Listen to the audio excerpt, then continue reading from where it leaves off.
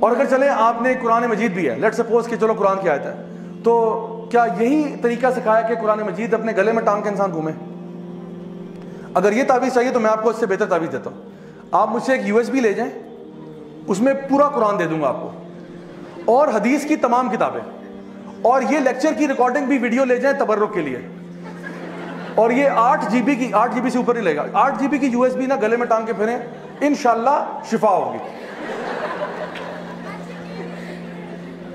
ہمارے سٹال پہ اویلیبل ہے بھائی، اویلیبل کریں انشاءاللہ. تو یہ ہمارا بزنس ہوگا سائٹ پہ.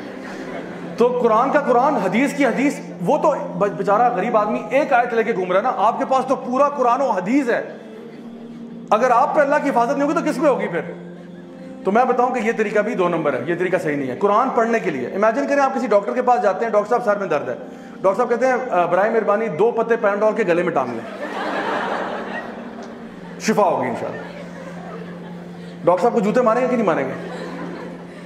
تو قرآن کس لیے؟ اللہ تعالیٰ فرماتے ہیں وَرَتِّلِ الْقُرْآنَ تَرْتِيلًا أَفَلَا يَتَدَبَّرُونَ الْقُرْآنَ وَلَقَدْ يَسَّرْنَا الْقُرْآنَ لِلذِّكْرِ فَهَلْ مِن مُدَّكِرٍ. ہم نے قرآن کو آسان بنا دیا ذکر کے لیے، سوچنے کے لیے، پڑھنے کے لیے، فہم کے لیے.